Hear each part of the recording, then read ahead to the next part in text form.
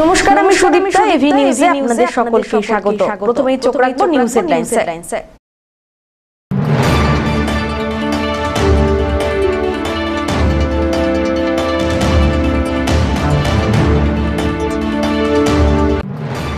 মাদারিহাটের মুজনাইতে BJP প্রার্থী রাহুল লোহারের গাড়ির ওপরে হামলা, অভিযোগের তীর তৃণমূলের দিকে।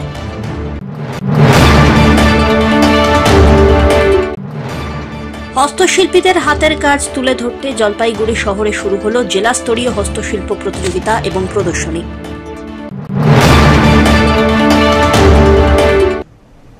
এবার আসছে বিস্তারিত সংবাদে। মাদারিহাটের মুজনাইতে বিজেপি প্রার্থী রাহুল লোহারের গাড়ির ওপরে হামলার অভিযোগ উঠল তৃণমূলের বিরুদ্ধে। গাড়ি লক্ষ্য করে ছোঁড়া হলো পাথর, বুথে ঢুকতেই পারলেন না রাহুল। বিজেপি প্রার্থীর অভিযোগ, হামলাকারীরা তৃণমূল আশ্রিত দুষ্কৃতী। বুথের দরজা বন্ধ করে ছাপ্পা ভোট চলার অভিযোগ পেয়ে সেখানে গিয়েছিলেন তিনি। তার গাড়ি আটকে দেওয়া হয়, মারধর করা হয় তাকে। বাইক বাহিনী তাকে তাড়া করে মুজনাই চা বাগান এলাকা থেকে বের করে দেয়, এমনটাই অভিযোগ। এইভাবে ভোট লুট করার চেষ্টা চলছে, এইভাবে ভোট লুট করার চেষ্টা করছে এখানে টিএমসি। ঠিক আছে, আপনারা দেখতেছেন, দেখুন আপনারা এখানে টিএমসি কিভাবে ভোট লুট করার চেষ্টা করছে।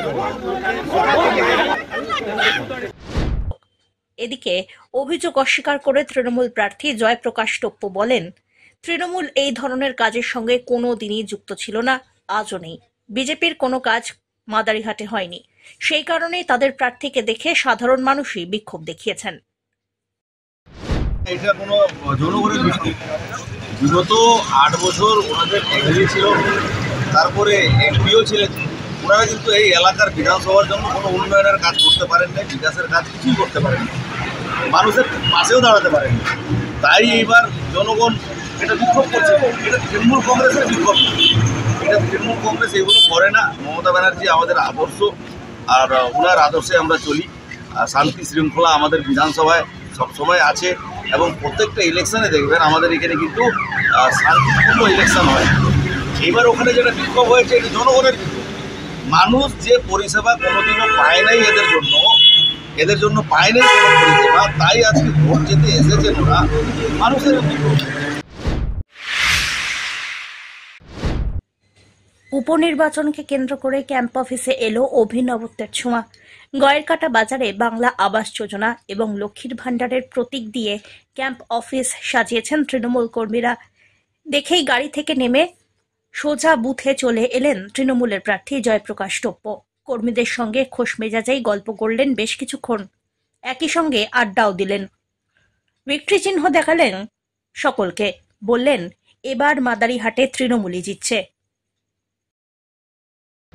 পরিষেবা কোনোদিনও পায় নাই এদের জন্য পায় নাই কোনো পরিষেবা, তাই আজকে ভোট যেতে এসেছেন ওরা, মানুষের তাদের তৃণমূলের। সকাল থেকে ঘুরছেন বিভিন্ন এলাকায়, কেমন সাড়া পাচ্ছেন বা কি মনে হচ্ছে? খুব ভালো সাড়া। আমাদের বিন্নাগুড়ি অঞ্চলটা আমি কমপ্লিট করলাম, প্রত্যেকটা চা বাগানেও গেছি। এখন সাকুয়া জড়ায় আছি, গয়েরকাটা বাজারে আছি। আমাদের সমস্ত বুথের একনিষ্ঠ নেতা কর্মী সবাই উপস্থিত আছেন। এদের একান্ত পরিশ্রম, এতদিন ধরে পরিশ্রম করছে, তাই আমি সবার সঙ্গে দেখাশোনা করছি। আজকে লাস্ট ডে, একটু সৌজন্য বিনিময় হচ্ছে, খুব ভালো লাগছে। সবাই খুব স্বতঃস্ফূর্তিভাবে এই ইলেকশনে কাজ করছে, এবং আমাদের যেরকম সাড়া, যেরকম রেসপন্স পাচ্ছি, আমাদের জয় নিশ্চিত। এইবার কিন্তু মাদারিহাট ইতিহাস করতে পারছে। পিনাকি শীলের রিপোর্ট, এভি নিউজ।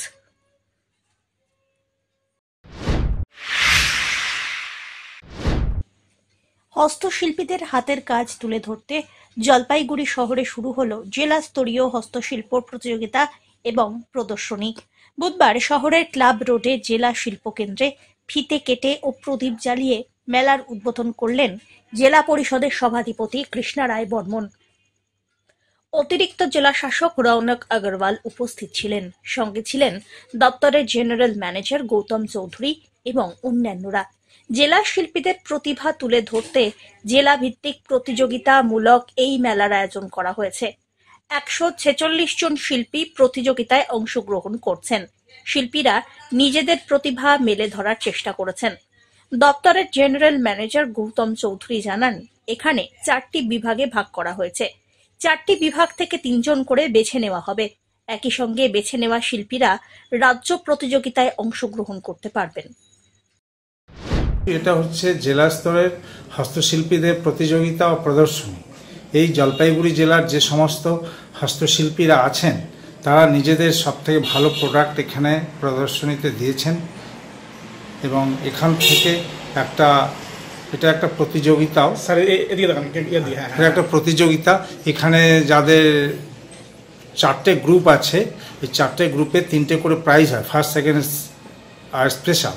তো এটা যাদের সিলেকশন হবে এখান থেকে এই প্রোডাক্টটা চলে যাবে স্টেটে, রাজ্য স্তরে আবার যে প্রতিযোগিতা হবে সেখানে এরা পার্টিসিপেট করবে। ওখানে আবার ফার্স্ট সেকেন্ড মানে নির্বাচন হওয়ার স্কোপ আছে, ওখানে সিলেক্টেড হলে ওখানে প্রাইজ পাবে এবং ওদের সার্টিফিকেটও পায়।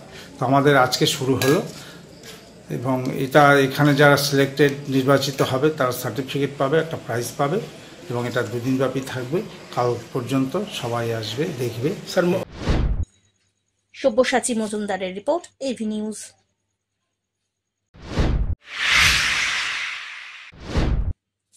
জেলা ফুটবল প্রতিযোগিতার প্রথম পর্বের খেলার শেষ দিন ছিল এই দিন। 11 তারিখ থেকে শুরু হয় প্রথম পর্বের প্রতিযোগিতা। দ্বিতীয় পর্বের খেলা অনুষ্ঠিত হবে 17 থেকে 22 নভেম্বর। জলপাইগুড়ি বিশ্ব বাংলা ক্রীড়াঙ্গনে যুব কল্যাণ ও ক্রীড়া দপ্তরের উদ্যোগে জলপাইগুড়ি জেলা ক্রীড়া সংস্থার ব্যবস্থাপনায় এই খেলা অনুষ্ঠিত হয়। পরিচালনা করে ইন্ডিয়ান ফুটবল অ্যাসোসিয়েশন। প্রথম পর্বের খেলায় জলপাইগুড়ি, কোচবিহার এবং আলিপুরদুয়ার জেলা মুখোমুখি হচ্ছে, এমনটাই জানিয়েছেন ডিএসএ সচিব ভোলা মণ্ডল। আজ আলিপুরদুয়ার জেলাকে 6-0 গোলে পরাজিত করে দিল কোচবিহার। এদের মধ্যে থেকে ভালো খেলোয়াড়দের বাছাই করা হবে। আগামী দিনে যাতে কলকাতার মাঠে তারা খেলতে পারে তার চেষ্টাও করা হবে। খেলার ফলাফল: কোচবিহারের হয়ে গোল করেন রোহান আলম 1টি, আশরাফুল মিয়া 2টি, মোহাম্মদ ইউসুফ আলী 1টি এবং সুজয় বর্মন 2টি। ম্যান অব দ্য ম্যাচ হয়েছেন কোচবিহার জেলার আশরাফুল মিয়া। ট্যালেন্ট বাছাইয়ের জন্য আইএফএ উদ্যোগে এবং যুব কল্যাণ দপ্তরের সাহায্যে জলপাইগুড়ি জেলা ক্রীড়া ব্যবস্থাপনায় সাই কমপ্লেক্স মাঠে অনেকদিন পরে ফুটবলের আসর বসছে। এখন এখানে কোচবিহার আলিপুরদুয়ার জলপাইগুড়ি খেলছে। এর পরের জন 17 তারিখ থেকে হবে এবং আরও 4টে জন আসবে। এখানে একটা ফুটবলের মহড়া হয়েছে এবং ছোট ছোট ছেলেরা খেলতে এসছে।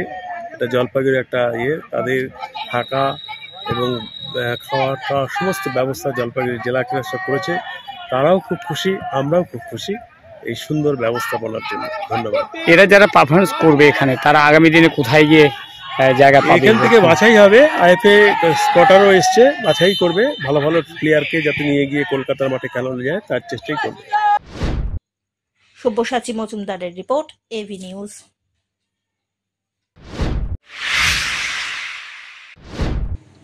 স্কুল ন্যাশনাল চ্যাম্পিয়নশিপে জলপাইগুড়ি সেন্ট্রাল উচ্চ মাধ্যমিক বিদ্যালয়ের 10ম শ্রেণীর ছাত্রী রাজ্য দলের হয়ে খেলে চ্যাম্পিয়নশিপের শিরোপা অর্জন করতে পেরেছে।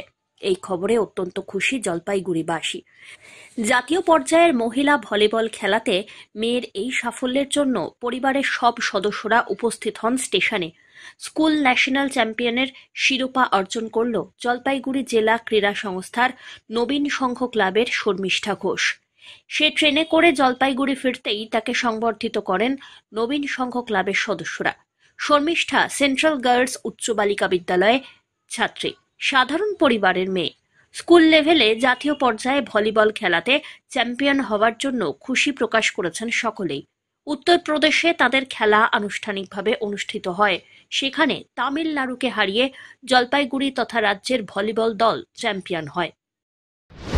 আমার স্কুল ন্যাশনাল ছিল, আমি রাজ্য দলের হয়ে গিয়েছিলাম ইউপিতে, উত্তরপ্রদেশে গিয়েছিলাম।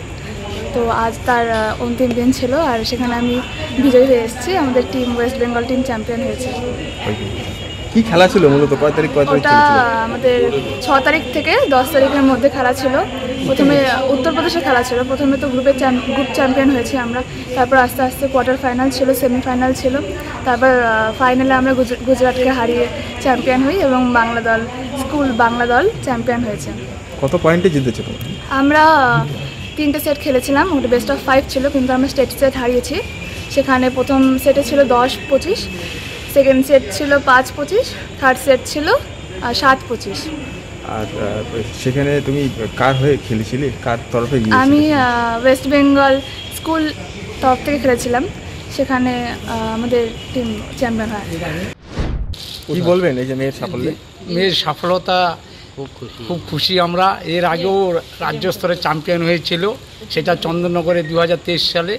ও আবার অনেক কষ্ট করেই সিলেকশন পায়, অনেক পরিশ্রম, কঠোর পরিশ্রম করে আবার রাজ্য স্তরে স্কুল লেভেলে ও সিলেকশন পায় এবং দীর্ঘদিন কলকাতা থেকে প্র্যাকটিস করে তারপরে ওদের খেলা পড়েছিল আপনার উত্তরপ্রদেশ বরুলিতে।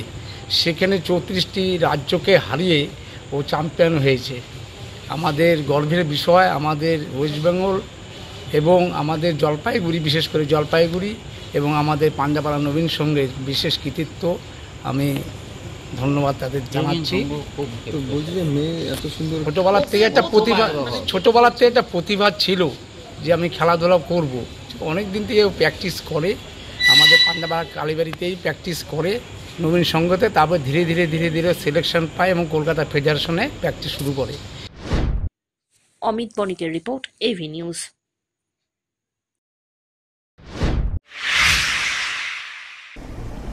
শেষ করবার আগে নিউজ হেডলাইন্স আরো একবার।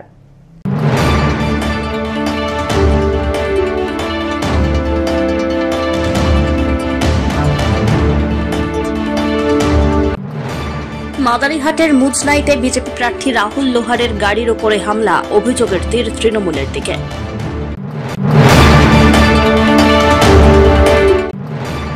হস্তশিল্পীদের হাতের কাজ তুলে ধরতে জলপাইগুড়ি শহরে শুরু হলো জেলা স্তরীয় হস্তশিল্প প্রতিযোগিতা এবং প্রদর্শনী। শেষ করবার আগে নিউজ হেডলাইন্স আরো একবার। এখনকার মতো এভি নিউজ এ পর্যন্তই। পরবর্তীতে আসছি আরো সংবাদ নিয়ে, দেখতে থাকুন আমার বিশেষ। নমস্কার।